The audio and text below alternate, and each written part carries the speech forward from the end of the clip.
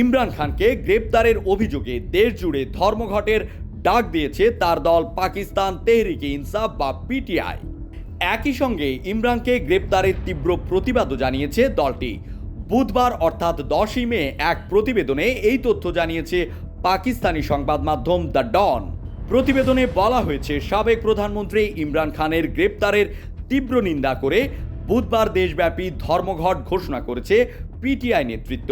একই সঙ্গে ক্রমবর্ধমান ফ্যাসিবাদের বিরুদ্ধে রাস্তায় নেমে আসার জন্য কর্মী সমর্থকদের নির্দেশও দেওয়া হয়েছে।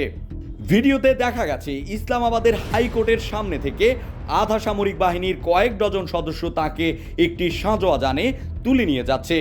পরমাণু শক্তিধর দেশটির সবচেয়ে বড় রাজনৈতিক দলের একটি পাকিস্তান তেহরিকে ইনসাফের বা পিটিআই এর প্রধান ইমরান খান। তাকে গ্রেপ্তারের পর এক টুইট বার্তায় পিটিআই জানিয়েছে, এখন আমাদের পাকিস্তানের জনগণের রাস্তায় নেমে আসার সময়। ইমরান খান সব সময় আমাদের পাশে ছিলেন, এখন তার পাশে দাঁড়ানোর সময়। অন্য এক টুইট বার্তায় যুক্তরাষ্ট্রভিত্তিক উইলসন সেন্টারের দ্য সাউথ এশিয়ান ইনস্টিটিউটের পরিচালক মাইকেল ক্লুগম্যান বলেন, পাকিস্তানের সেনাবাহিনী এক অসহনীয় মুহূর্তে পৌঁছে গেছে।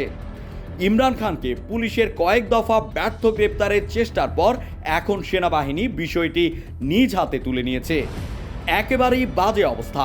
পাকিস্তানের বর্তমান সংকটকে নজিরবিহীন হিসেবে আখ্যায়িত করেছেন যুক্তরাষ্ট্রে পাকিস্তানের সাবেক রাষ্ট্রদূত মালিহা লোথি।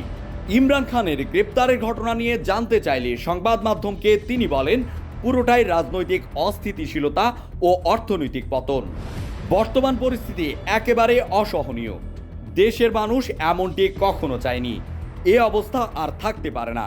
অবশ্যই পরিস্থিতি বদলাতে হবে। ইমরান খান 2018 সালে বিপুল ভোটে জয়ী হয়ে পাকিস্তানের প্রধানমন্ত্রী হয়েছিলেন। তখন তাকে দেশটির শক্তিশালী সামরিক বাহিনীও সমর্থন দিয়েছিল বলে দাবি। 2022 সালে পার্লামেন্টে অনাস্থা ভোটে তাকে ক্ষমতাচ্যুত করা হয়েছে। এরপর ধীরে ধীরে গভীর রাজনৈতিক সংকটে পড়ে যায় দক্ষিণ এশিয়ার মুসলিম সংখ্যাগরিষ্ঠ দেশটি। বর্তমান প্রধানমন্ত্রী শাহবাজ শরীফ ও যুক্তরাষ্ট্রের বিরুদ্ধে ষড়যন্ত্রের অভিযোগ আনেন ইমরান খান।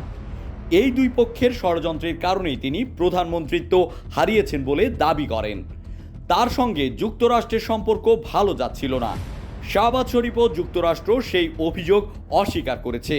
এরপর দুর্নীতি ও অসাংবিধানিক কার্যক্রমের অভিযোগ তোলা হয় ইমরান খানের বিরুদ্ধে। মঙ্গলবার দুর্নীতির মামলায় তাকে গ্রেফতার করা হয়। পিটিআই বলছে এটি একটি রাজনৈতিক উদ্দেশ্য প্রণোদিত মামলা। এদিকে ইমরান খানকে গ্রেপ্তারের প্রতিবাদে সারা দেশে বিক্ষোভ প্রতিবাদ ডেকেছে তেহরিকে ইনসাফ পার্টি ও তার সমর্থকেরা।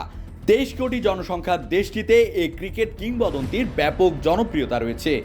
এর আগে ইমরান খান নির্বাচনে প্রার্থী হওয়া কিংবা কোনো সরকারি পদে বসতে পারবেন না বলে জানিয়েছে নির্বাচন কমিশন।